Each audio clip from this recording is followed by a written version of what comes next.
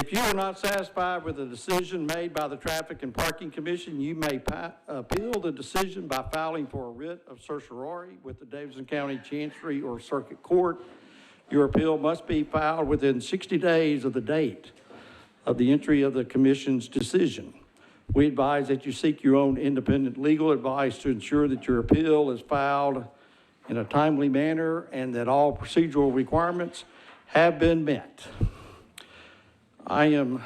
First thing of business is to ask for approval of today's agenda. So moved. We have a first. Is there a second? Second. First and a second. All in favor? Aye. Approved. We are looking for approval of the minutes of the February 14th meeting. Is there a motion? Move to approve. We have a first. Is there a second? Second. We have a first and a second. All in favor? Aye. Okay. The minutes have been approved. The next item is approval of consent agenda. Please note that items on the consent agenda will be voted on at a single time. No individual public hearing will be held, nor will the commission debate these items unless a member of the audience or the commission requests that the item be removed from the consent agenda. Does anyone have any commissioners? Anyone have an item? Is there anyone in the audience? Okay. That being said, we'll read the consent agenda and move for approval. Item A, we authorize a new traffic signal at the intersection of Edmondson Pike and Holt Road. Item B, authorize a new truck restrictions for vehicles over 8 tons on Culberson Road between Nolensville Pike and Old Hickory Boulevard, requested by Councilmember Rutherford. Item C is mandatory referral 2022M001AB001 to abandon a portion of alley number 708 from Duncan Street to unimproved Meredith Avenue right-of-way, requested by the property owner. Item D is to remove a bus-only and pickup drop-off parking restrictions on the corner of South 10th Street and Fatherland, requested by Councilmember Withers. Item E, appeal staff denial not to install all-way stops on Charles E. Davis at the intersection of Payne. Okay, sorry, my apologies. I get in a hurry. Okay, those 4 items, all in favor? Aye. Any opposed? Okay, thank you. I need all the help I can get some days. Here, have some candy. I would like to go to one of the other items first, because that has an impact on what this is on. Okay, that would be great. Which one is that? So that is the, sorry. Is the Connect Downtown.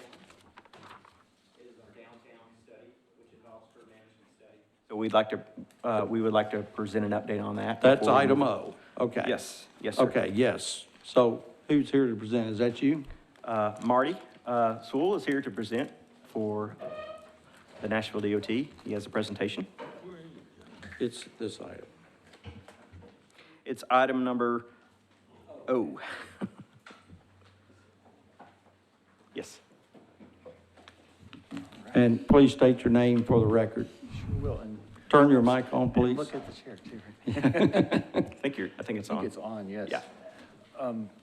Thank you, Chairman, and rest of the board here, or commissioners here. I am Marty Sewell with NDOT, and I am the project manager for this project, Connect Downtown, and just want to provide a quick overview of just highlights and timeline and a couple of other things that may be of interest to this commission. Who is advancing? Next slide. Is that, who's doing the slides?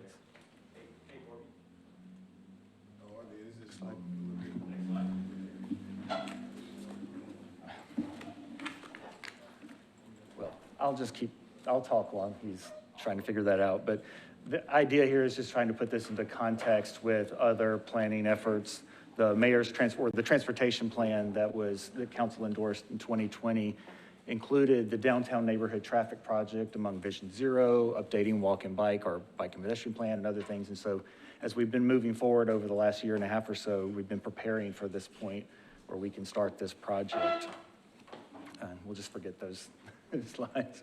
And right after the plan was adopted, we started organizing with other sponsors, including TDOT, the Downtown Neighborhood Partnership, and WeGo on being able to, on organizing our funding, securing funding, organizing our sponsors, as well as working to set up the scope of work and engaging the consultant team. As you know, with working in downtown projects or different applications that come through this board, we've got a lot of issues in downtown, lots of challenges, including limited right-of-way and the increasing use of the curb and just its limited space and how much demand is being placed on it. And among these, we've got a wide range of interests represented, from business to residents to visitors.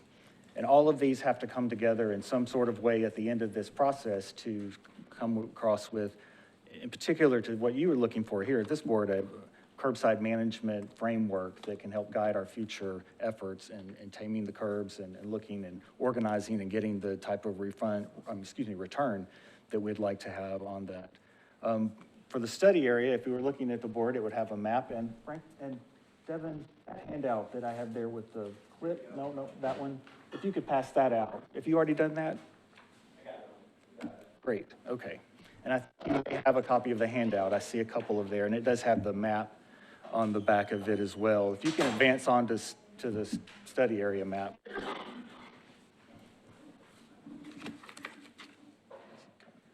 Yeah, keep going to the map.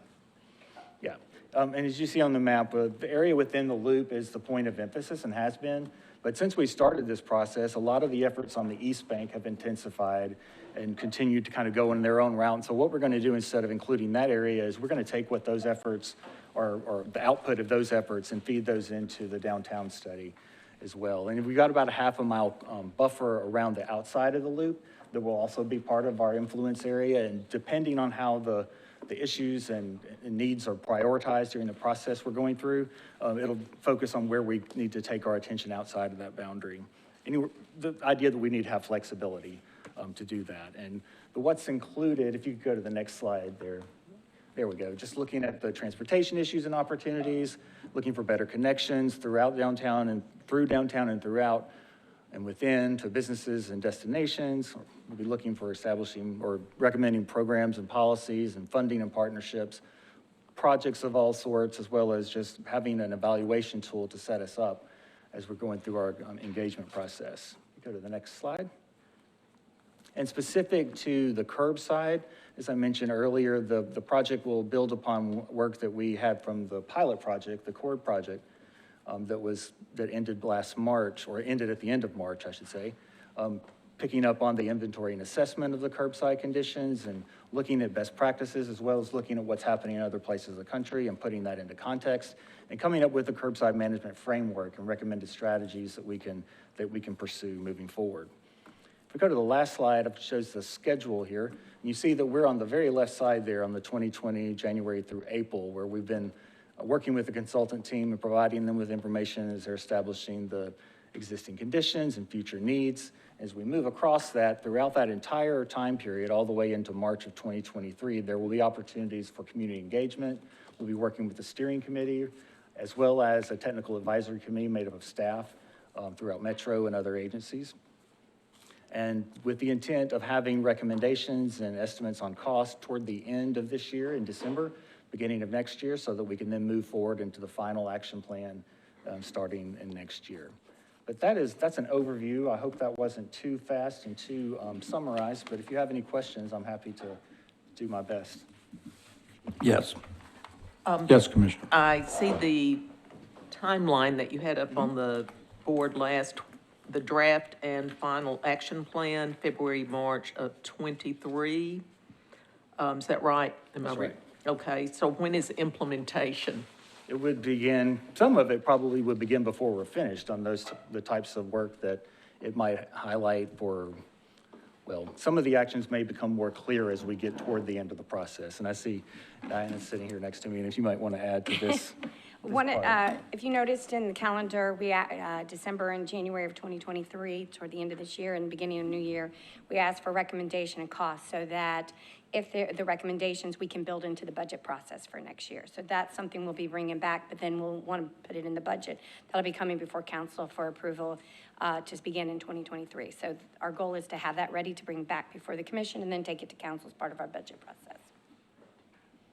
Any other questions? Yes.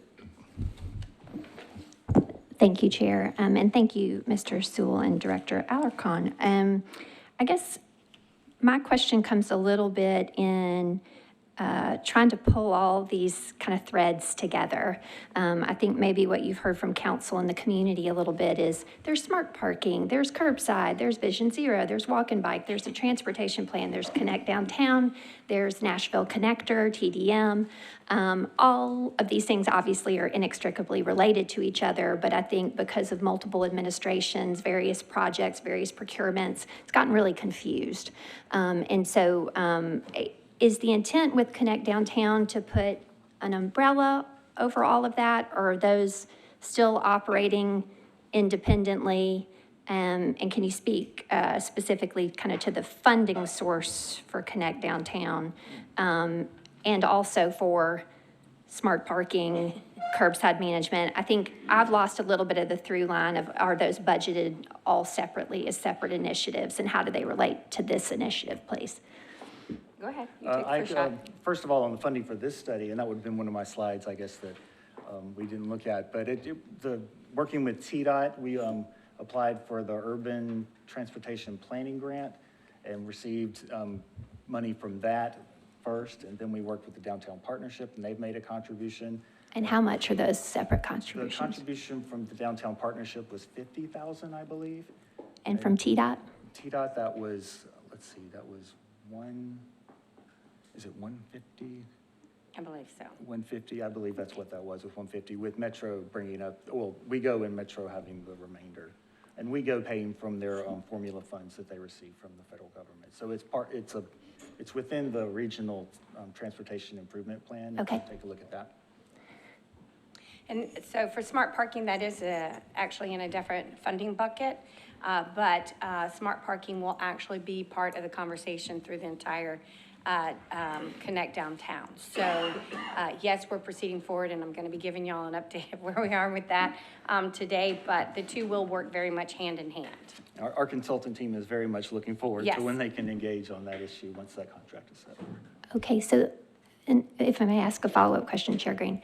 So from a deliverables perspective for the study, do you anticipate, and I think I've mentioned this to the director previously as it relates to Vision Zero and otherwise, policy recommendations as part of this, like perhaps we might need to reset the speed limit downtown, perhaps, some kind of specific implementation recommendations.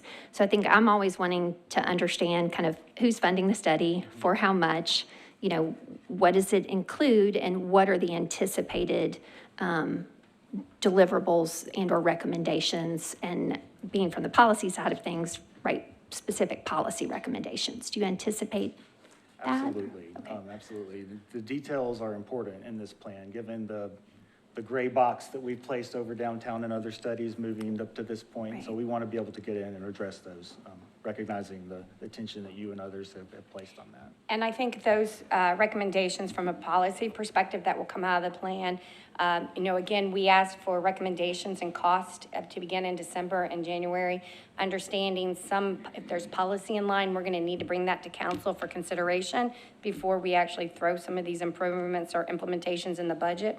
So that's why we asked for that to start coming to us in December, so we can have the conversation from a budgetary perspective as well. Thank you. Any other questions, commissioners?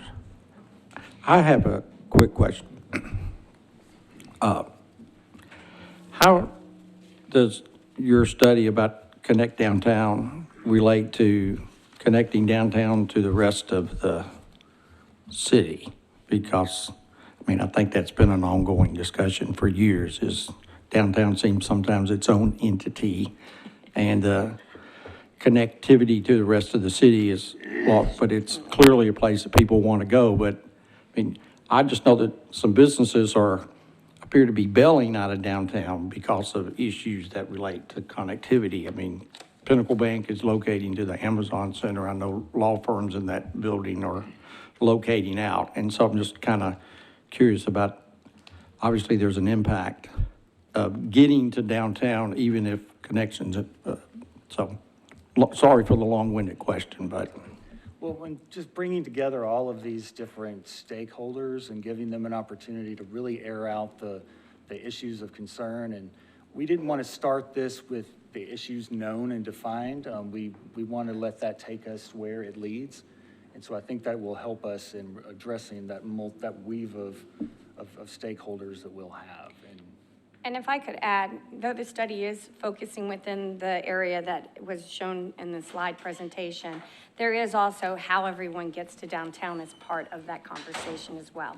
So that connectivity is being addressed, but I will say most of our resolutions and our recommendations are going to come to and focus in and within that bubble of the demographics. But we're definitely looking at how people are getting in and getting out, the impacts it has to the downtown core, what is it we need to do and how can we improve it from all of the modes, not just from a vehicular perspective, but we're looking at transit, we're looking at the bicycles, we're looking at the feet, we're looking at all of that.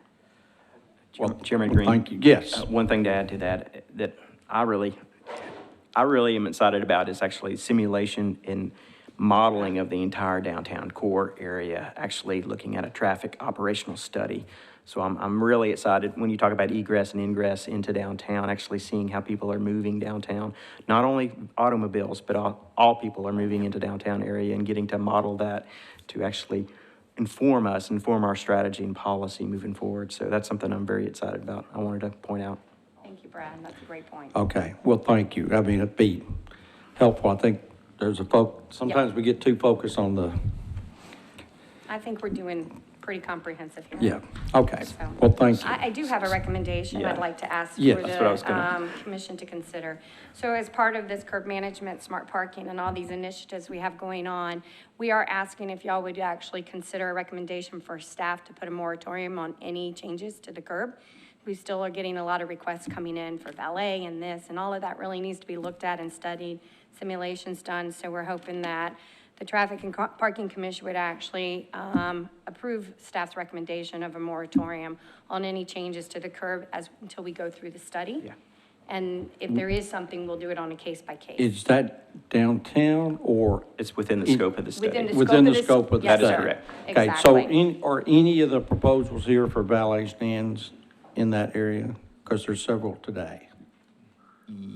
Well, one. We do have one. Okay. Yes, Yeah, just one.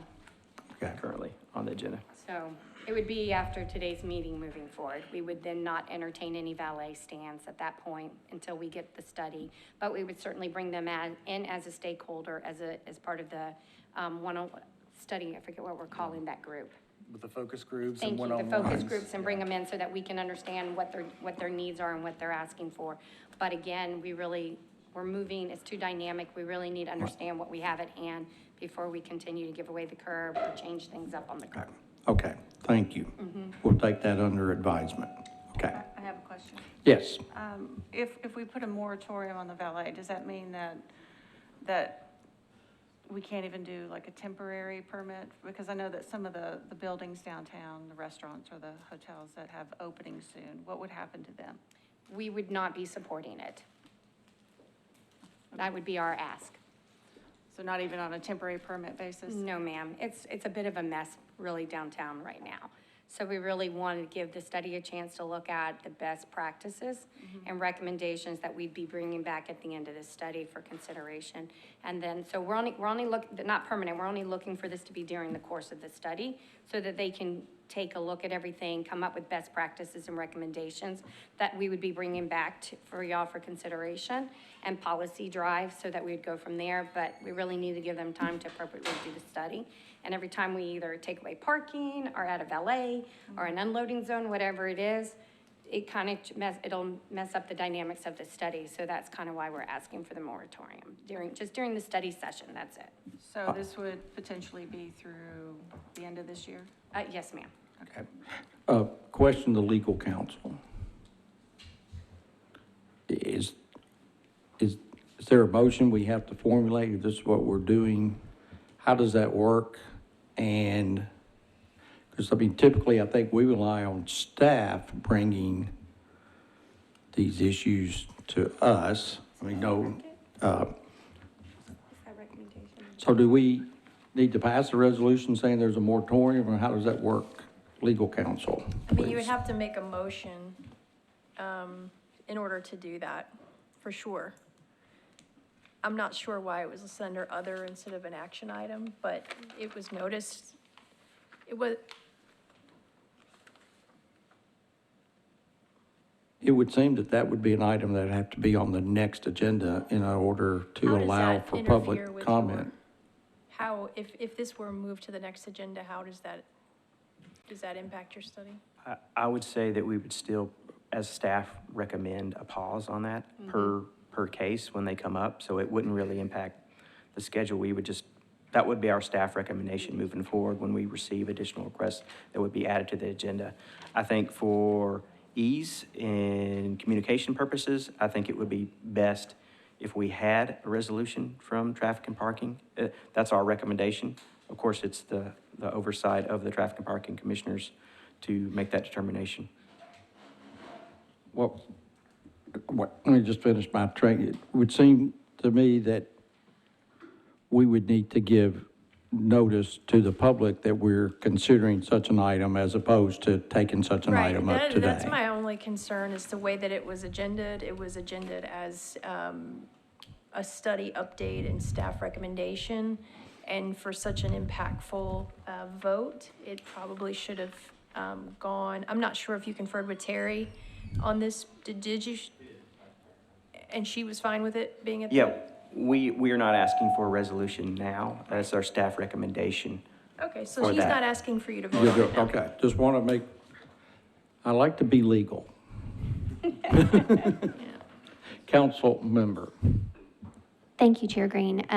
I was wondering if it would be a proper motion to ask at next meeting if we had kind of a formal recommendation of staff and what that would look like, so that this board can affirmatively say, within this time frame, in this manner, for this purpose, and that is clear to the community.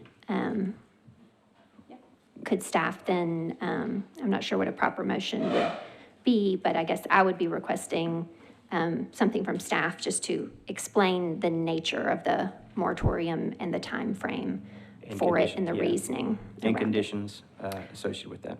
Yes, Right, and in the interim, Brad, we can speak about the proper way or how we would want to notify the public if there's going to be people Communication. who want to speak. Correct.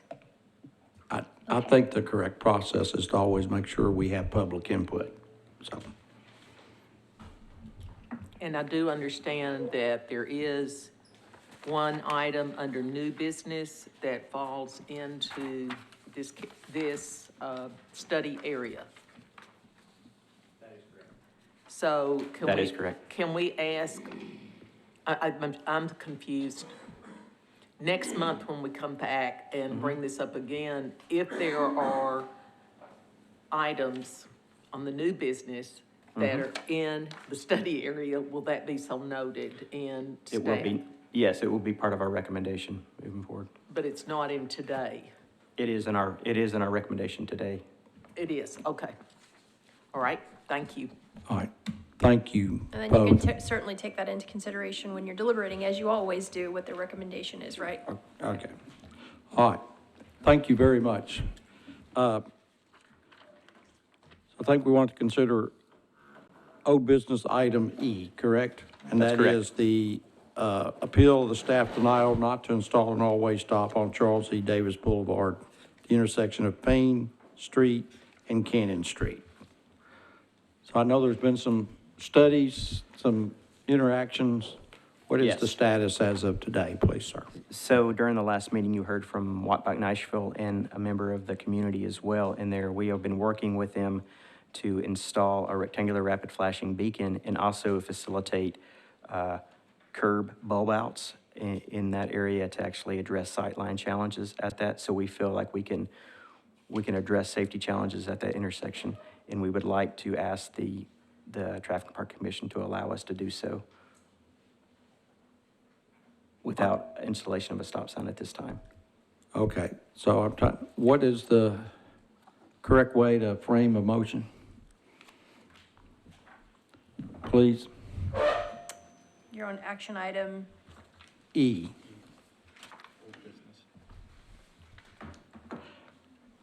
I think we've been deferring this item as, in a sense, have. as a stick for the carrot that's coming. That's correct. So could we defer it another meeting? You can Yes. defer it indefinitely or Yeah. for another meeting. Okay. Yes. Wait just 1 minute, please, okay.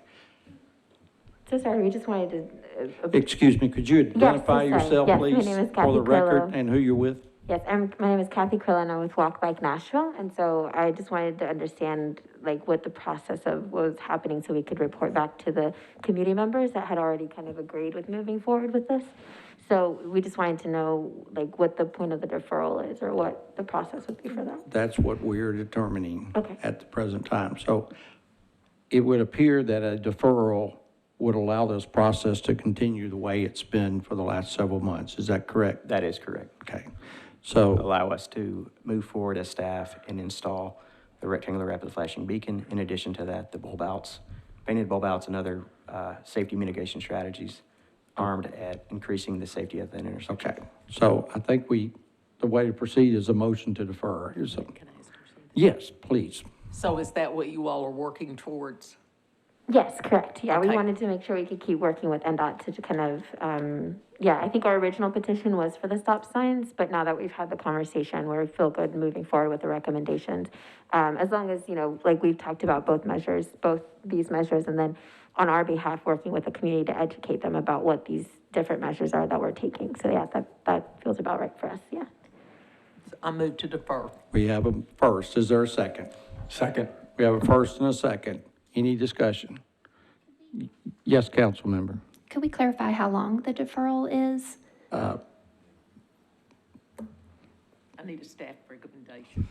I would recommend a 6-month deferral, allow us to actually do the work to actually install the rectangular rapid flashing beacon and the pavement. Actually, we already have the work order set up to do the pavement bulb outs, but it will take some time for ordering the equipment for the rectangular rapid flashing beacon. Does that work for you? We work on the timeline, we'll keep working with what happens, and in the meantime, come back and report. But I think if 6 months is time, I don't know if there's a shorter time frame that can happen, or is that the standard time frame? Based on what we're seeing as far as supply chain, that is what we're anticipating. That sounds good, we'll be back in 6 months then. Would you like to modify your motion, I Commissioner? modify the motion to defer for 6 months unless staff says we're ready sooner. We will keep it updated. Okay. And is there a second to that motion? Second. Okay, we have a first and a second. Any further discussion? Yes, council member. Chair Green, I just kind of have a procedural question. So Yes. I appreciate that in deferring it for that amount of time, that we keep it in front of the community. We show that it's a priority, that it's being worked on. But I guess I would just ask kind of comparatively, right? So typically somebody comes in, they ask for a 4-way stop. We've acknowledged that's not the best solution here. We appreciate staff's engagement with the community, that we're moving towards something else. But I wonder, just kind of from an order of operations standpoint, do we typically hold things on the agenda until they're actually implemented on the ground? Again, new member here, so I'm just wondering the kind of order of operations. I would say yes, that's one of the ways that's, again, to use it's been somewhat the stick that we're holding over this process, because that was, the request from the community was for an all-way stop. And so I think this keeps the community engagement with the powers that be. Okay, I appreciate that. I'll support the 6 All right. month Is there deferral. we have a first and a second. Is there all in favor? Any opposed? It is passed. Please make sure the minutes note it's a 6-month deferral. Next item is the authorize a passenger loading zone on the east side of 6th Avenue North at 530 Church Street, requested by Maddox Development. Is anyone from Maddox Development here? Does this fall within your scope of your, It does, okay. yes. I move to defer. We have a motion to defer. Is there a second? We have a second. Any discussion? Not all in favor? Aye. Any opposed? It has been deferred. Item G is to authorize removal of 12 metered parking spaces on 18th Avenue North at Hayes Street for installation of a new left turn signal requested by the Avalon Midtown. Is anyone from that group here today? Yes, please step forward.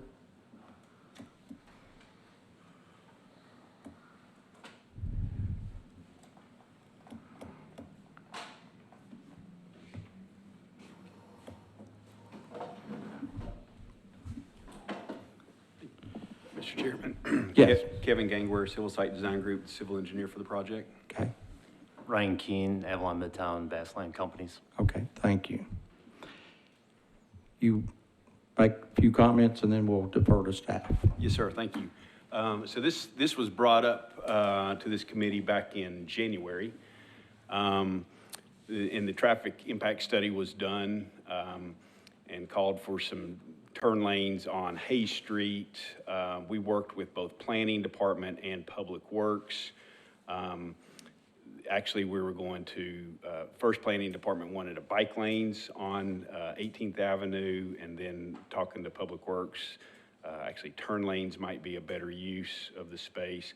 It currently has on-street parking on the east side of 18th Avenue on both the south and the north side of Hayes Street intersection. So we were pleased to do either way, whatever the city preferred and directed.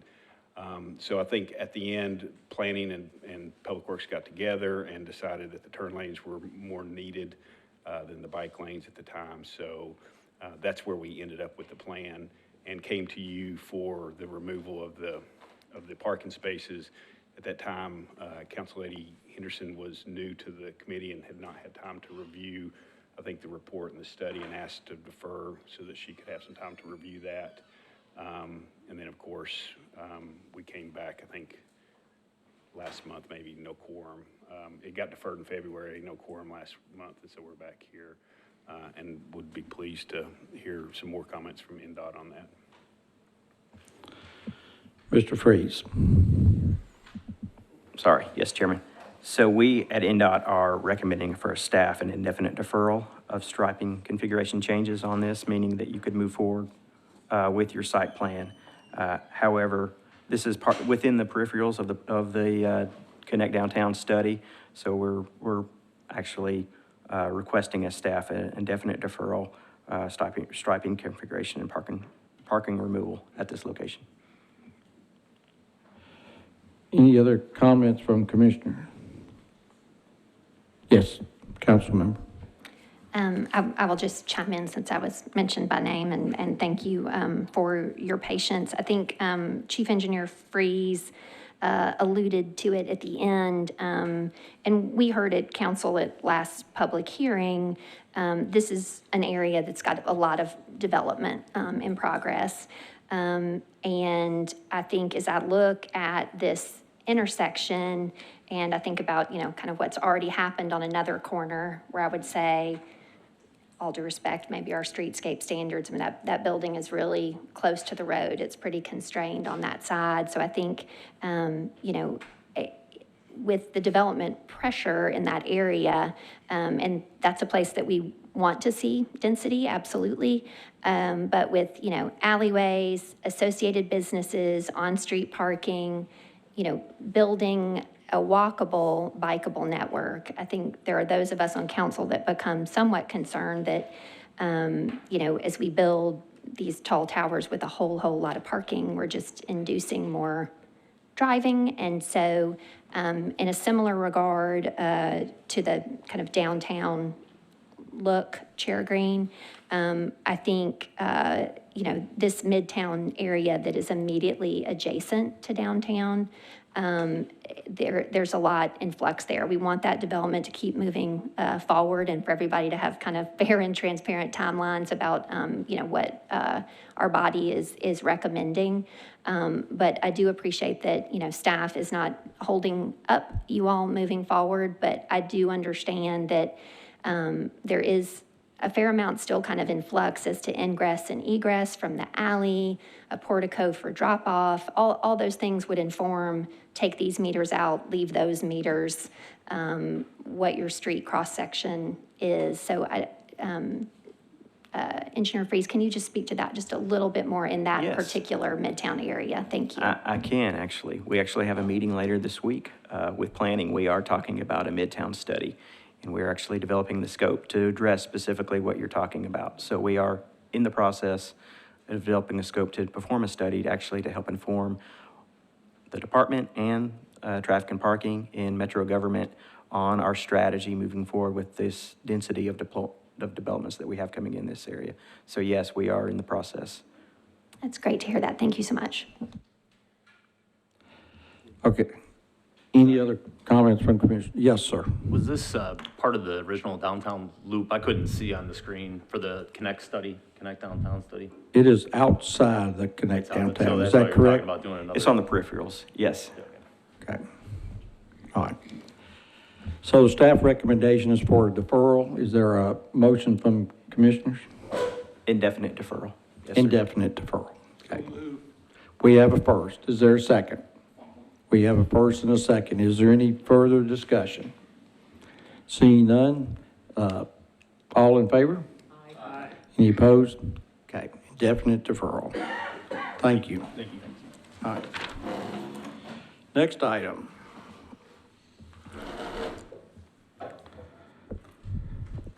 I'm gonna skip to J, because they came to last meeting and are waiting patiently again.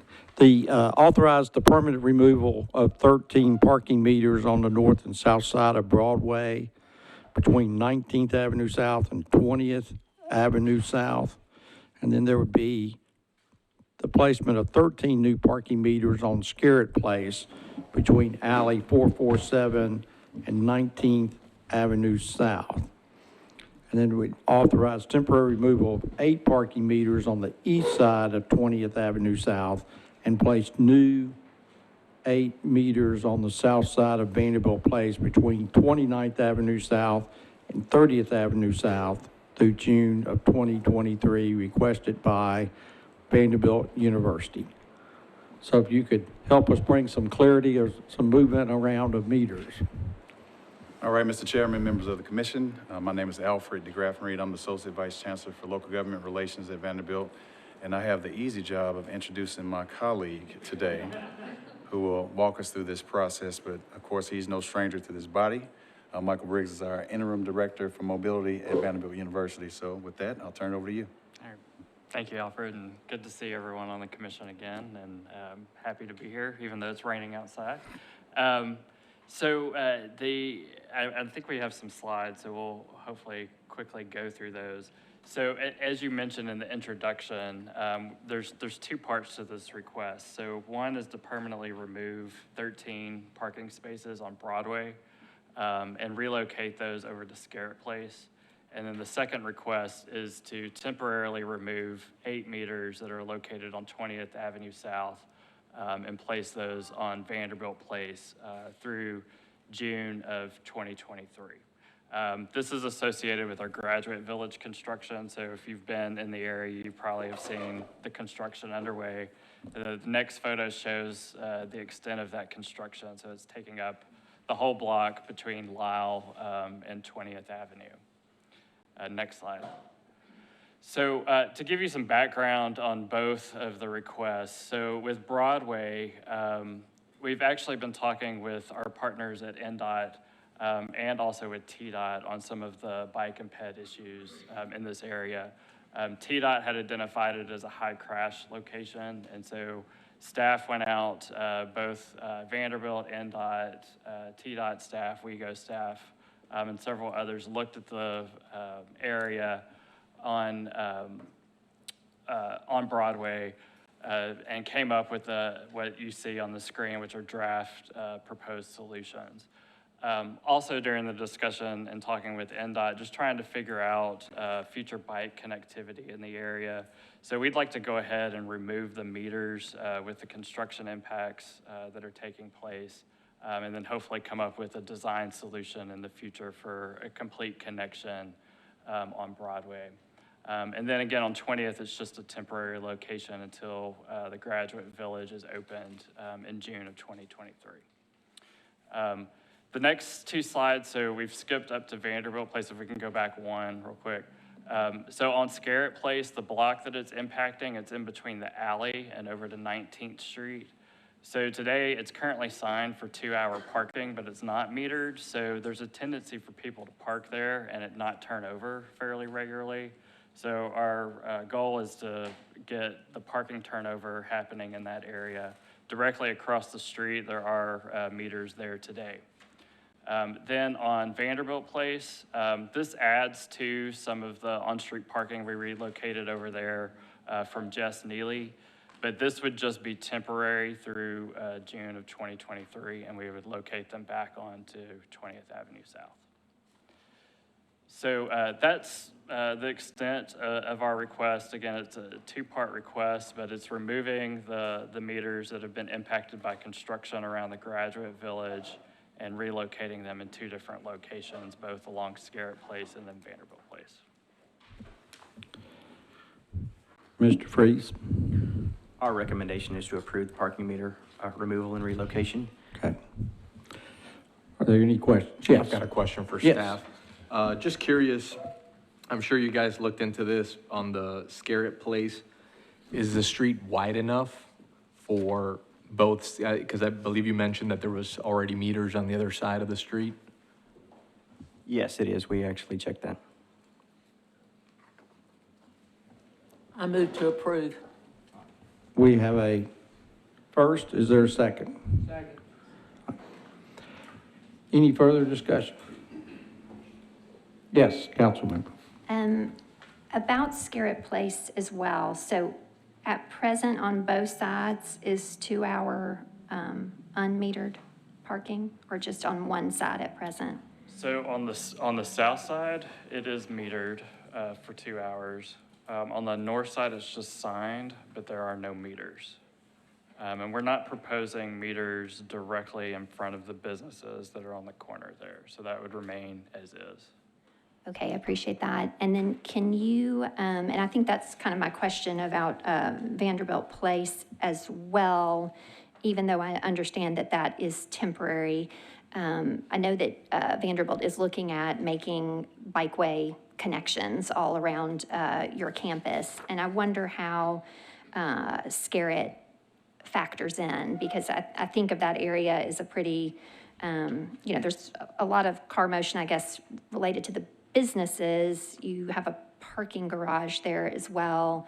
But when I'm thinking about, well, how would I get from campus kind of east-west across in that way, that seems like maybe a path that folks would choose. And then, so can you kind of speak to the width of the right-of-way and what that means if you're adding the parking? So that's a really good question. So we have been talking with NDOT staff about the alignment of bike connectivity through the walk and bike plan and the Vanderbilt campus. There sort of was a gray area where we really hadn't figured out how things come together. So we're going to continue to work on that. I think in the draft that we've been looking through, Grand has been identified as an area that we would like to get bike infrastructure, and this is just from a Vanderbilt perspective, so can't speak for NDOT or the city.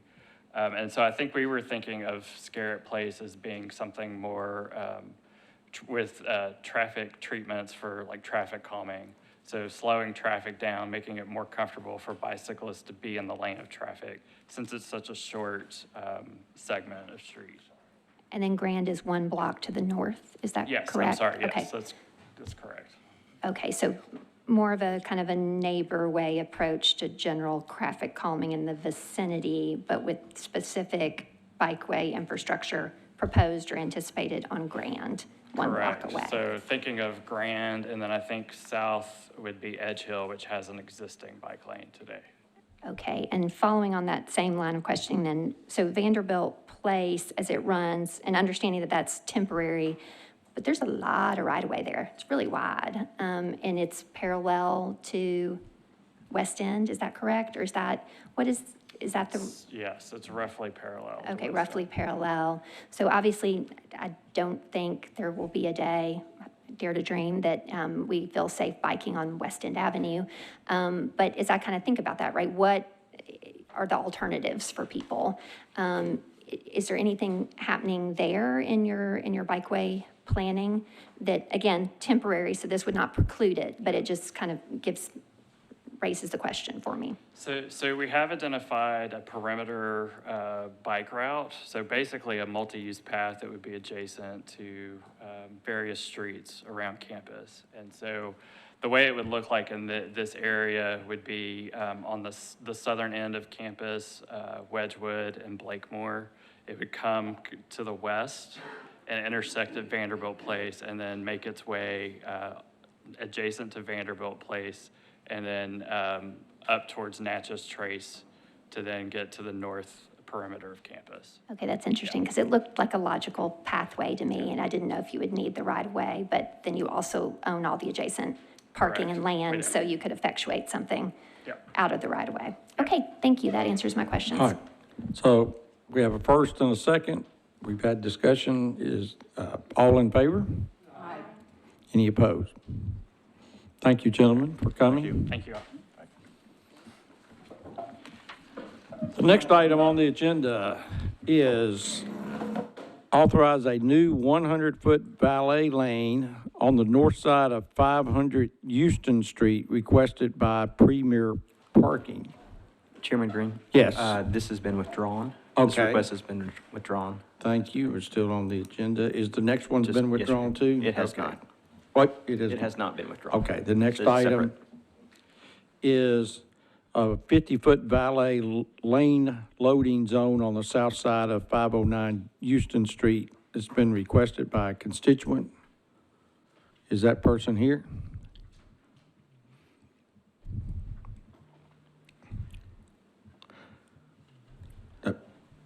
Is We there are- a staff recommendation on this? We are recommending approval of that. Actually, we have Andrew here who can actually provide an overview of that situation in the background.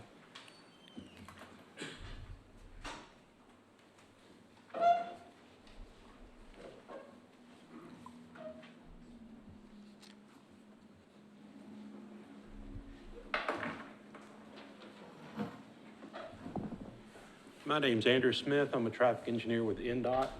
This request is directly across the street from the other item H. It is the Flamingo Cocktail Club and Falcon Coffee Bar. It is, these two businesses are co-located in the building that you see there. The applicant is Miss Angela Alano, and she's requesting a valet zone to be operated in the evening hours and a loading zone to be operated during the daytime hours. She has 50 feet of frontage on her property, and that'll accommodate about 2 parking spaces.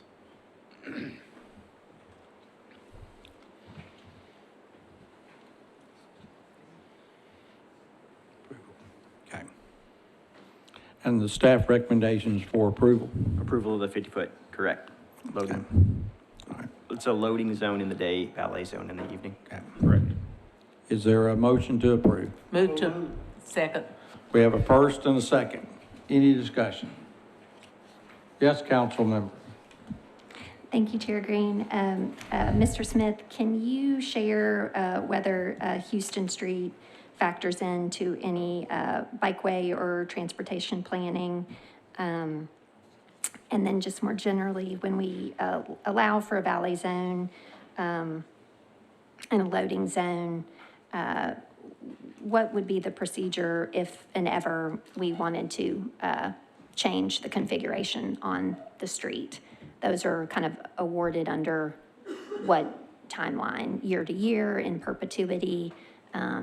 So question specifically about plans on this street But then more generally, when we do approve these, I guess we do that with those questions in mind. But when we need to change something, how does that transpire? Thank you.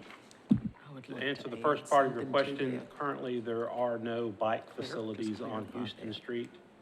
I'm not aware of plans to add bicycle facilities to Houston Street. It is a crowded neighborhood. The times that I've been out there,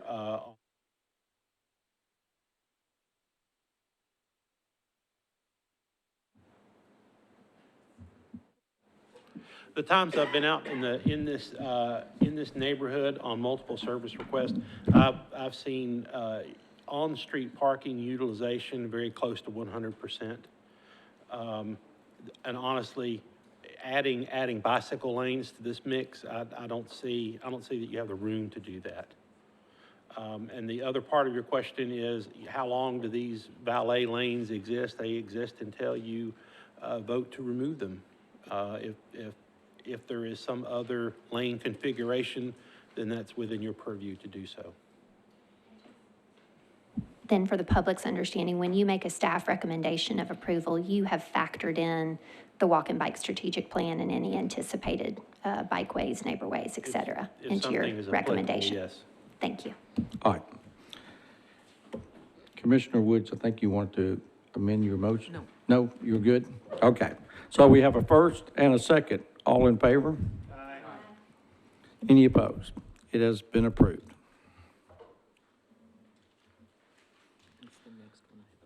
Okay. The next item on is to authorize NDOT to proceed with 2022 revision and update to the Metro sidewalk vendor regulations to provide clarity for vendors and for Metro. I know this is a topic of interest. Who is here to speak to this? Anyone here to speak to this today? Okay, I see Metro Police and then a gentleman in the back. Would you like to proceed ahead, please, sir?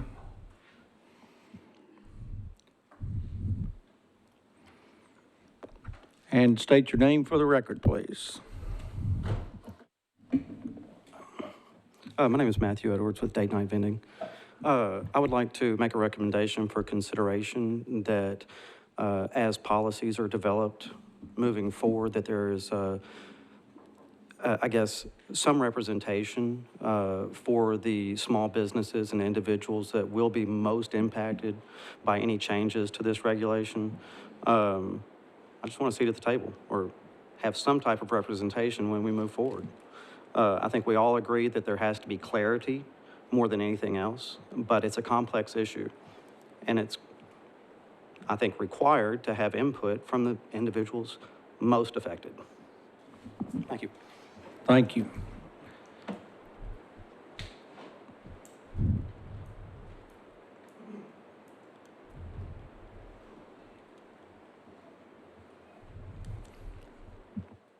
Evening.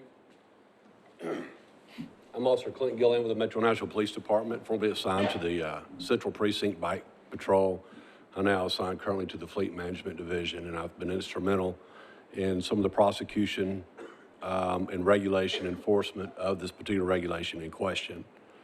And I just want to make clear here today that my purpose being here is just to make certain that everybody understands some of the obstacles that we as a police department has faced. And our mission, our goal, is to be able to enforce regulations as we understand it, that we can clearly interpret it, and also to be safe and fair, not only to all businesses, but to patrons and visitors to particularly the downtown Nashville area, which it seems to be the area in question. During our time, we have been approached by several businesses that have held us accountable, wanting to know why we have not made better efforts to enforce the regulations. So myself and several members of the police department have studied the regulation very clearly, and as you'll note that the regulation was drafted in 1998. So this particular regulation is way outdated, but we're doing the best that we can to go by the verbiage that is provided by the regulation to make sure that it is, that we are enforcing it properly. During this time, some of the fixtures, notably the municipal auditorium that was once at the corner of John Lewis and Broadway, is no longer in existence. But yet that's specifically listed within the regulation. So as the gentleman mentioned earlier, it is imperative that the regulation is updated so that it is fair and understandable to every and anybody. But I also would like to bring to light to some of the problems that the police department has had with the current regulation. And that's not just where things do seem to be clear about what we can and cannot enforce. We, as a police department, are having a huge problem with people circumventing that and continuing to vend, even in areas where it's clear that they can't. So, for example, on the weekends, when we have a huge amount of foot traffic, to include tourism and things of that nature, as most of you are probably aware, we are having, we have an influx of officers that are having to come downtown, and they're having to maintain a presence and provide enforcement and safety for everyone. Not all these officers are very clear with some of the regulation and know what you can and can't do. And so they may not have a focus on the vending. And if members who are kind of focused on the vending or being assigned to do so are not there, those vendors come out in droves and just set up wherever they can. And so it makes it even more difficult for us to be able to regulate. I know in times past it was mentioned about the safety issues, and one of the things that makes downtown Nashville very particular than any other part of downtown, other than the obvious tourist area, is the fact that there has been instances nationwide where crowds have been injured, whether it be like a runaway vehicle or things of that nature. So the city has put in place efforts to prevent that, and they have put in these pylons embedded into the sidewalk to provide a safe place of refuge so that people can escape to the sidewalks, essentially is what it's designed for. But when we have vendors that set up on those sidewalks, those very same sidewalks, now we're delving into the area of safety. And so we are faced with multiple facets in terms of being able to safely regulate this, make it clear, and we just need to make certain that we want to make certain that everyone understands what's all really involved with all of this. Thank you very much. Commissioner's question. Question, please, Yes, officer. ma'am. Thank you for your service. Thank you. Can you explain if someone owns a business in front of a sidewalk, what is the recommendation going forward about that person that owns the business setting up something on the sidewalk? Does that ever happen, or is there ever confusion? I remember easels, and So advertising. That's a great question, and it can be very complex. There are some areas within, I believe, the ordinance where it allows what they call like a 3-foot access for additional seating as is attached to that particular business. But it's not for just like an independent vendor. For example, a hot dog stand. I'll use that as an example that people were familiar with. The regulation, the way it's set up now as it pertains to sidewalk encroachment is you can't be within 15 foot of a loading zone. That's one that kind of stands out. And if you look at Broadway, on both sides, from 1st to 5th or even further, they're all loading zones. And you have to be curbside, which puts you within the prohibited distance. In terms of the businesses downtown Nashville, because we try to create we try to connect with everybody, whether it be the citizens or the patrons or the businesses. Several of those businesses they communicated to us that as we are paying our property taxes to be here, we have people that are not paying the same property taxes sitting on the sidewalk that are taking customers from inside of us. And so they're like, what are you going to do about enforcing this? And that's kind of why, our efforts in vending or enforcing those vending regulations have amped up even more so. So you're not seeing the piece of people that own a music venue expanding out onto the sidewalk or doing some kind of special No, ma'am. display? I think I understand what you're saying is we're seeing independent vendors most common that are setting up on the sidewalks. And it not always, but I would say 95% of it is between hot dog vendors and CBD vendors.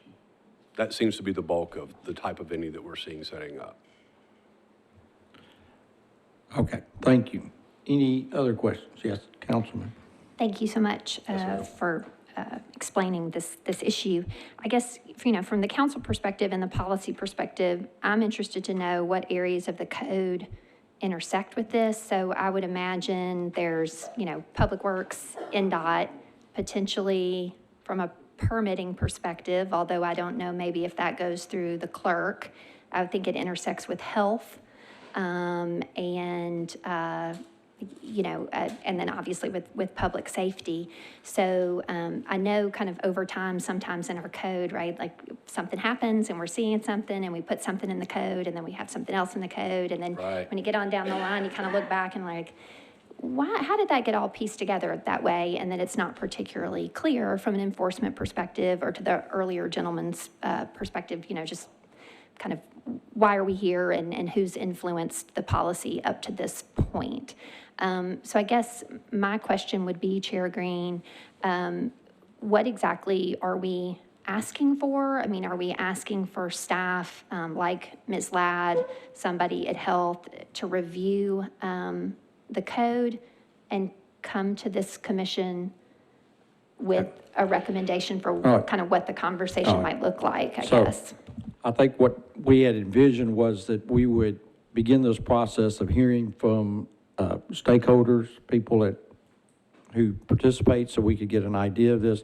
And then I think we rely on staff to meet with the various stakeholders to try to draft a recommendation. That's correct. To bring back to here. And then at that point, if we have a draft document, it can also be open to the public. But I think this issue was brought to us because, as the officer mentioned, the current code mentions the downtown convention center, which is now Fifth and Broad complex. So it needs to be updated, and I don't think at the time the code was created, the amount of foot traffic in downtown Nashville was not what it is today. And if it somewhat helps, it's my understanding, like, let's say if I'm an independent vendor and I choose to try to I can get a permit, I would go to the clerk's office. And let's say I'm selling food, as an example, then I have to be able to acquire not only a vendor license from the clerk's office, but I also have to be able to have a tax ID, a business license, and then I've got to have it's a, not food sanitary, but it's a health permit. And we do know that those things are supposed to be on display for someone who comes up and they can see it. So you do have some elements of the health department that's involved through the inspection in the clerk's office. But once they acquire those and once they leave and they come out on the street, that's where a lot of the communication breaks down. And that's where there needs to be a lot more clarity or the ability, from our perspective, to enforce it equally across the board, because there is no gray areas. And that's something that I think is really going to at least benefit the police department so that we can be fair to everyone. It sounds like to me, too, this commission has a responsibility for pedestrian safety. So it's sort of top of the mind awareness as we're listening to you.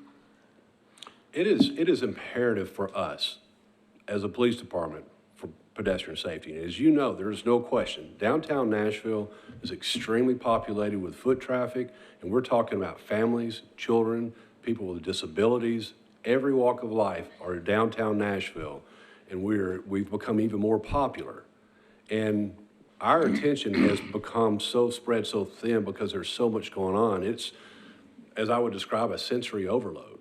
And then so now when you're adding different aspects into it, it only complicates things. So we're doing everything within our powers to try to regulate that, but we need, where we know that we have responsibilities, and if we can somewhat kind of help guide to control some of this, it's not going to benefit just the police department. It benefits everyone. All right. Thank you very much. Yes. Okay. Officer. Yes, sir. Let's say I owned a business on Broad. Okay. And a vendor pulls up right in my front door and starts selling hot dogs. Yes, sir. Does that owner have any authority to make him move? If he's actually on the property, so you'll notice that some of the properties, let's say on Broadway, have what they call a drip edge. And that means as the rain hits the front of the business and falls onto the sidewalk, from the sidewalk out is declared that the property of Metro or public. Some of those areas have like an inset, so it has a little bit of a covering. If they're inside that area, which is technically your property, that could possibly generate into a criminal trespass issue if they refuse to leave, for example. But let's say, for example, they sit on the sidewalk up against the face of your building and set up a stand. That is the responsibility of the police department. And what I would have to do is go and write them a citation. The problem is if I write them a citation and they decide, well, this fine is going to do nothing more, all I got to do is stay here for another 15, 20 minutes and I can easily make up this ticket, I will continue to vend. So then it makes it difficult for us to continue to move forward. So not only do we need the ability to have good enforcement measures, but we also need to be able to have the teeth behind what we need to do to properly enforce it. So the bottom line is the owner doesn't have any authority if he's away from the front door. That's why we get called. Yeah, all right, thank you. Thank you. So if staff could continue to work with the various stakeholders, I think we have the name of folks who've come, make sure they're part of the process. Yes, And then we'll consider whatever at the next, whenever the next time is, that you have something ready. Yes, sir, that's what we wanted to propose on Okay. this. That's why we put it on the agenda. All right. So we Council can- member, you clear now about the process? I'm clear, so no motion No, necessary? nothing today. Thank you. Yeah, we had a hearing last month when we did have not a quorum, and the gentleman in the back, I know, wants to be included in the process. Is that correct, sir? Yeah. That's why I made a point of noting everyone who's come. We will. Okay, thank I you. think just for clarity purposes, if you could just motion that you're authorizing NDOT to proceed since it's listed under new Okay, business. all right. So do we have a motion to authorize NDOT to proceed with it? So moved. Okay. We have a first. Is there a second? Second. We have a first and a second. All in favor? Thank you. Thank you. All right. Thank you, council. All right. Okay, the next item on the agenda is to authorize contract extension with the Nashville Downtown Partnership for parking garage management. That's correct. Yes. So is there anyone here from the Downtown Partnership? I think. We have Sharon Wallstrom and Russell from the and, Downtown Partnership to represent this. However, I can provide a little bit of background on this. So the current agreement for the parking management for garages that we have with the Downtown Partnership expires in June. So this is an 18-month extension that will be done as part of an amendment to the existing contract. So one of the things that we're proposing to change here is the elimination of B-cycle.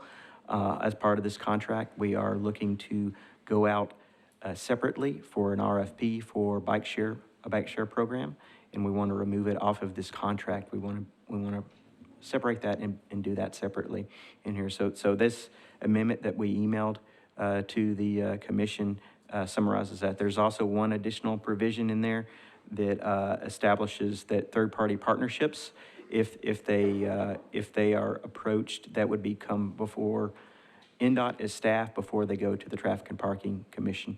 So that's just a procedural thing that we're recommending on this contract. In addition, this contract does have a 30-day cancellation provision in it. So we do anticipate, now I know Diana is here, our director is here to talk about smart parking today. We do anticipate taking over the garages as part of our smart parking program in the future. So that's why we are only asking for an 18-month extension at this time. Thank you for the background. All right. Please proceed and identify yourself for the record. Well, my name is Russell Payne with the Nashville Downtown Partnership. I'm really here just to support what they're looking for, which is the 18-month contract extension. I really can't give you much more than to reiterate what he just said. It's a 30-day out, same contract we've had, takes out B-cycle, and we'd love to continue doing it for the next 18 months. All right, thank you. Any other comments, questions? Yes, council member. Okay, so as it relates to B-Cycle, I just wanted to inquire, I absolutely understand separating these two because I think we all believe strongly that bike share needs to extend across the whole county to be successful. And we appreciate the downtown partnership hosting them for the time that they have from just a contractual standpoint of kind of where does B-Cycle live. That said, I guess I am wondering if we need to potentially formalize in any way as we anticipate moving towards an RFP process for a preferred bike share provider as administered by NDOT for the city at large.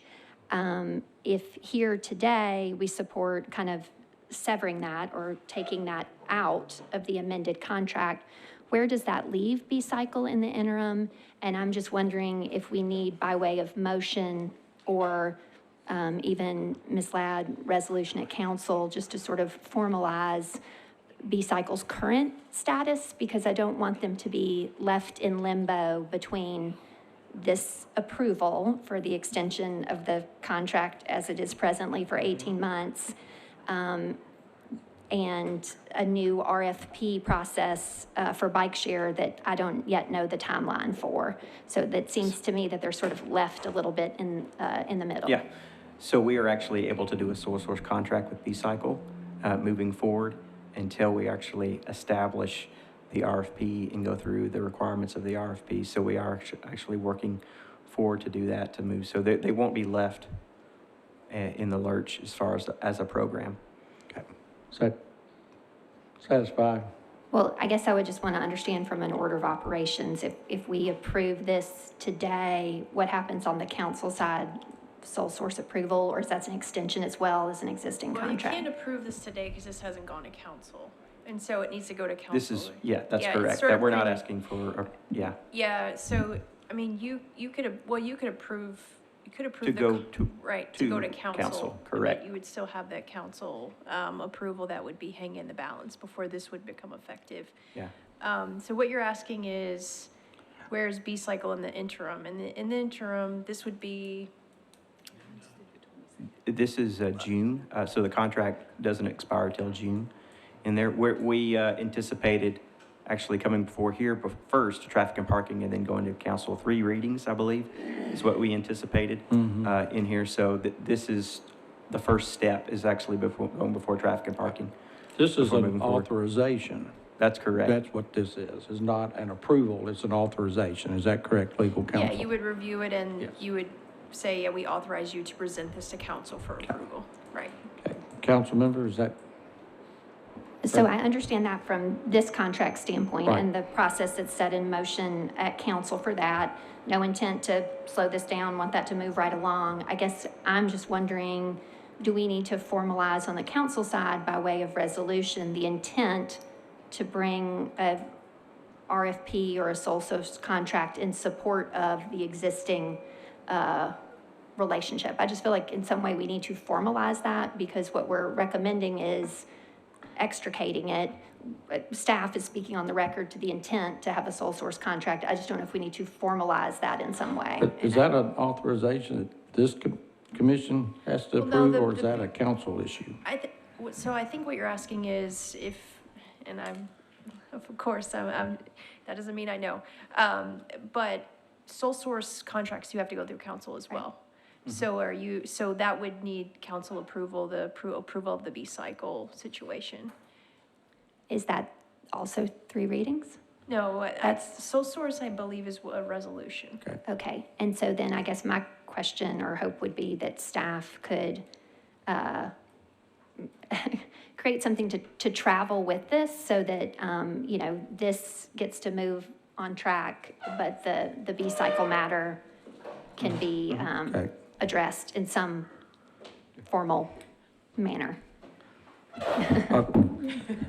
I'm Instead of me whispering in Brad's ear. confused because I think there's some questions being asked here that do not relate to the commission and what we're trying to do, but they strictly take place inside of council. And it would seem that those issues would best be addressed between council and its legal counsel and not what we're trying to do. Can someone clarify for me? Because it's my understanding we're trying to authorize a contract. We're not here to approve a contract. We're not here to authorize sole source contracting or to approve sole source contracting. Yes, that's correct, Chairman Green. Right. You're here to authorize us moving forward with an amendment of this contract to So- council. But that amendment includes removing B-cycle, Chair Green. It does, yes. So I'm uncomfortable approving that amendment unless I know what's going to happen to B-cycle in the intervening time. That's why I'm posing the question, because I don't want to move a recommendation of this body until I understand what that would mean for B-cycle. Again, generally supportive, think this is a good reasoning. I just want to understand. We need a clarification because I think we've confused the issue, please. So if you can get a clarification. Thank you very much, Mr. Chairman.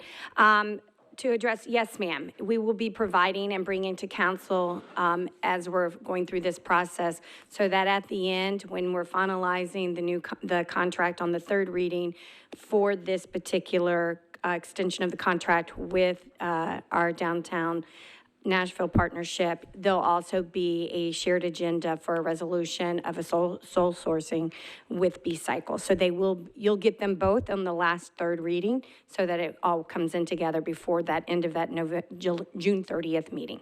So yes, ma'am. Excellent, Director Alarcon. Thank you. Okay. Okay.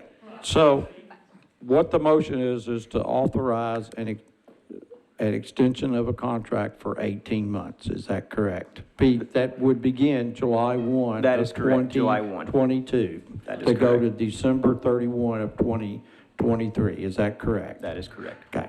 Is there a motion to approve that? So moved. We have a first and a second. Is there any further discussion? Okay. All in favor? Any opposed? Okay. It has been so approved. Okay. The next item is to authorize a new truck restriction for 8-ton limit on Battle Road from Burkett Road to county line, requested by a constituent. So our recommendation is to approve. Okay. This is a 17-foot. Battle Road begins at Burkett Road, continuing to Nolensville Pike, where it leaves Davidson County and becomes Kidd Road. Burkett Road currently has truck restrictions from 7 a.m. to 9 a.m. and 4 p.m. to 6 p.m. from Old Hickory Boulevard to Nolensville Pike. So we recommend signing this for the truck restrictions based on the Is current there a cross-section. motion to approve? So moved. We have a Second. first and a second. Any discussion? All in favor? Any opposed? Okay.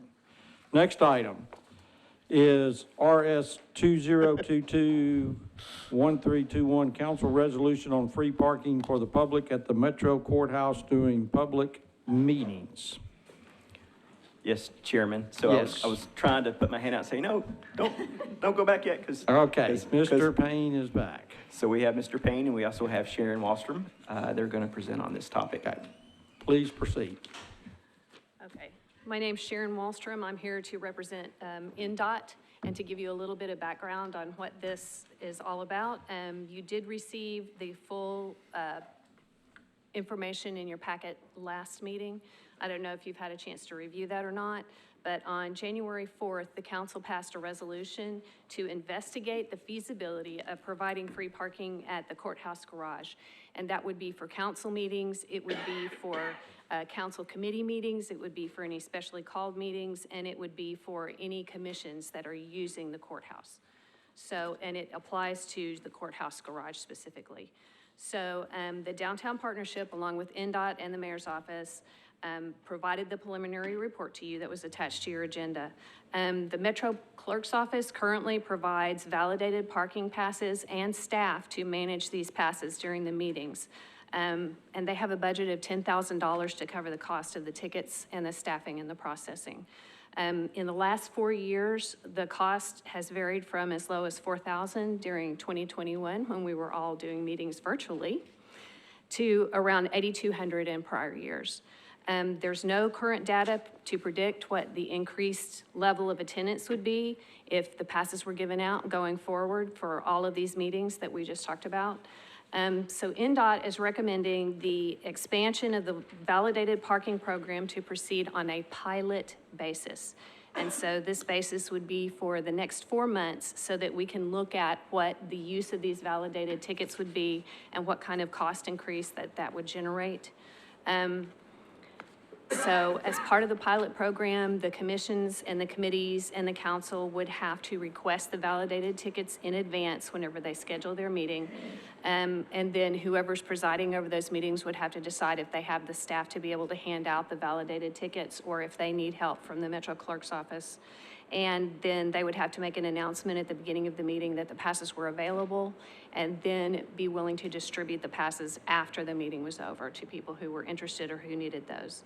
So again, this is a request for us to be able to monitor this and go ahead and start the pilot for the next 4 months. And after that time frame, we will bring back the results to this commission for their review, and we will provide recommendations for approval by this commission. And then since the council started this process as a council resolution, we would also provide a courtesy resolution to be sent to the council for any traffic and after the Traffic and Parking Commission has met. Thank you. Is there a staff recommendation, please? Yeah, we recommend moving forward with it.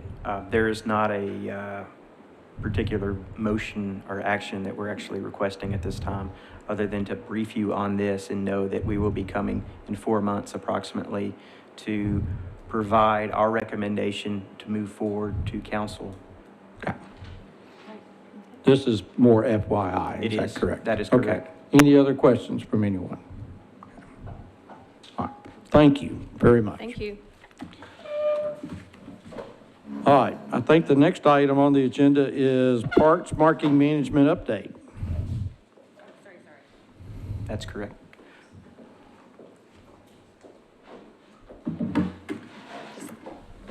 Good afternoon again. Good afternoon. So thank you for this opportunity. I've been trying to come before y'all for every single meeting just to give you an update on smart parking. I'm happy to share that we definitely will have the contract finalized and ready to move forward at the next May meeting. So that is the really exciting thing. Some of the things that I can kind of share out is that we are looking to bring forth the contract in May for approval, so that we'll have June as part of the meeting next month. I will have a lot more information because what I'll have is an operational schedule that I'll be providing y'all for consideration as well. I won't have the actual operation plan in detail because we're giving them the first 30 days once contract is signed to come up with that. But we have asked them for an operational schedule. So basically based on signature of contract in the first 30 days, what would we get done? And some of the processes that would be involved in that is how would we be handling work within the right-of-way, which we are starting on now? Where would be the placement of the new meters, as well as some of the equipment that we'll be utilizing. So I'll have all that information that I'll be able to bring forth and kind of spell out for y'all at the next meeting, as well as the contract itself. So I'm super excited because we're coming to the end. I know Terry's excited too over there because she and I have been working hand in hand to get this done, but I just want to give you an update as to where we are and what's happening. We are looking that the contract will be done and executed through council by July, that we would actually then be moving into the operational side of the house. Again, the goal is it's going to 12-week lead time to order the equipment. By the time we get it done and installed, we're probably in late October, early November. And then so therefore over the holiday season, I'm going to do what I call a soft start, which is where we would actually, for first round, we'd give out warnings versus a heavy citation, make it soft and easy, and then really put the program into place after the holiday season. So we're still on that game plan moving forward. So thank you. Okay, thank you. Does anyone have any comments? Yes. Director Alarcon, can you share, since this has been, as you alluded to, kind of a long ongoing process, and you've your predecessors have had kind of an operational budget cycle and probably 2 capital budget cycles in which this has been anticipated. Can you just speak to kind of from a funding perspective, as you understand it and you're moving towards contract, will this have any implications for staffing in your operational budget request, or is this from a funding perspective on the capital side, or is that already approved, please? Thank you very much. Councilmember, on the capital side, the funding's already approved. Okay. So that's currently in my budget. I have made a budget request in the FY 23 budget for an additional person that would actually oversee the management of the parking program as a whole. So as you remember, this is actually gonna, we will be bringing on a contractor that will actually be managing the parking program for us. And then I am asking in the budget process for a person that will oversee the contract and make sure everything's happening.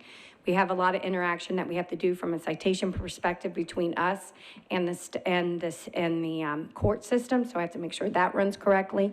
We are still keeping our current employees, our enforcement employees, so with the new contract, we'll be adding additional enforcement folks, so we'll have those two that will be interacting very closely with each other as well.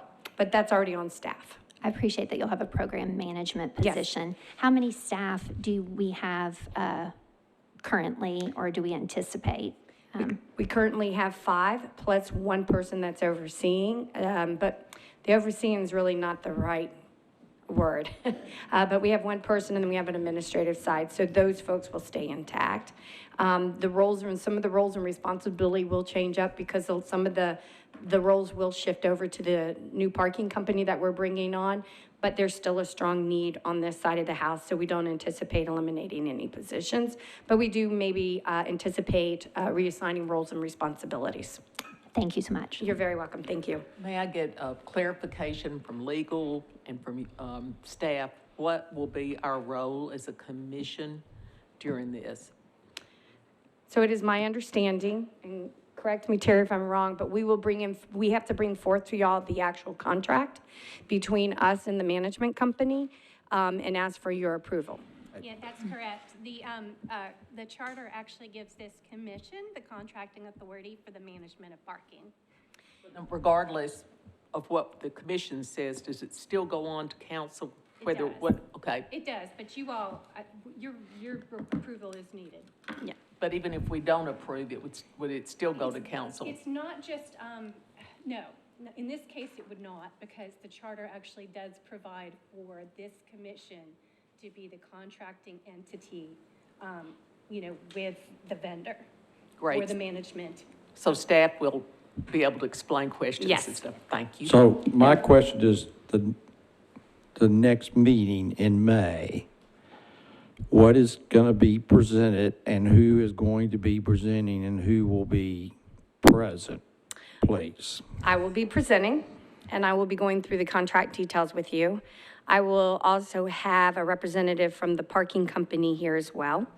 And I will be going over details of the contract, including how, and also the operational program that we are planning on moving forward with. Does this contract, is it only one contractor? Is there a contractor with multiple parties? Because it seems like many of these contracts will have multiple entities involved. I'm just curious. So our contract is with one party, but they will have subcontractors. So for example, the citation management system is a different contractor. The LPR system is a different contractor. The purchase of the meters is a different contractor. However, we've been very involved and we had the final say on all of that equipment. So I've been very engaged in all of that conversation, as well as what equipment we will be using, and also that interaction that we will have from the software side of the house. So we've been able to make the final decision on all of that. But so the main contractor is one who shares all the liability or performance issues Yes. of the subs, is that correct? Yes, sir. Okay, just want to be Correct. clear. Yeah. And then, the contract would be the first one, but we'll be coming back to you periodically over the next 6 months with recommendations or ask for approval and changes in the enforcement hours, perhaps some rates, and even some evaluation on placement of meters or new opportunities. And then, of course, this is all going to tie back into our Connect Downtown plan. Okay, all right. Yes. Yeah, Chairman, just a point of clarification, because I know you briefly touched on this. next meeting, we're going to see the actual contract with exceptions to the operational schedule, which is what you just referenced to, of those changes that might be made during the 30 days of. Correct. Okay. Wonderful. Right. I will have, I want to say, a high-level operational plan, and what I mean by that is you'll receive a schedule of equipment, that kind of stuff, layout and everything, but then once they sign on the dotted line, they have 30 days of actually putting together an operational plan. That would be putting the meters out on the street, how the enforcement would happen, everything that would go along with that we would bring back to this commission as well for a review. Not necessarily if there's any policy changes, it'll be an ask here, but if there is no policy changes, I still want to bring it back to the commission just so that you're aware of what is happening in the field. Any other comments from Commissioner? Yes. Yes, sir. Just we'll have enough time to look through that contract before the next meeting. Is that? Yes. Or will you be Yes. presenting it? Okay. It is my intentions to be able to get it out in ample time for y'all to have a chance to review. So once we're ready and we have it finalized, I will make it as readily available as possible so that it's in your hands, because it's not fun reading. Yeah, I imagine Sorry. it's lengthy, so thank you. It is lengthy. As we study that and read it, and we have questions, do we reach out to Mr. Freeze? Yes, to and Terry, to? Yeah, you can reach out to Brad and he'll make sure that he gets in touch with myself and Terry so that we can address any of your questions, because we would have to put it back to the whole board. Okay. Thank you. Question, Ms. Yes. Costonis.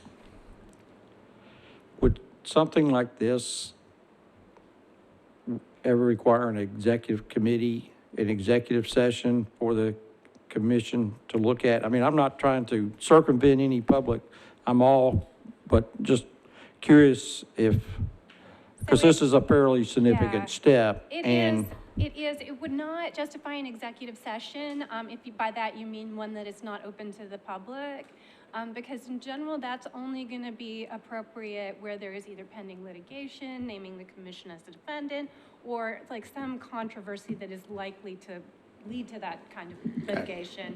And so in general, if there's not, and there's not currently any threat of litigation in this context, so we would not have justification to do that. Because I want the record to be clear. I'm all for public meetings, but I didn't know if when you're really considering a contract, there aren't some appropriate times to have those. So I just want to be clear. Yeah, sorry, it is very narrow. No, that's fine. No, I agree. So and hopefully no one is serving papers to me when I walk out the door. Right.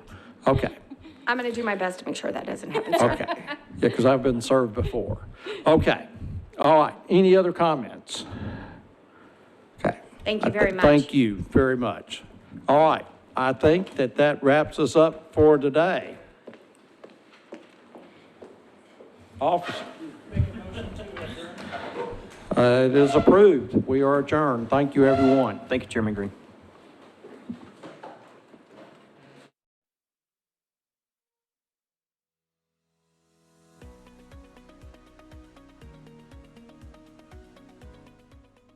This has been a service of the Metro Nashville Network. If you would like to see this presentation again, or for more information on this and other programs, visit nashville.gov.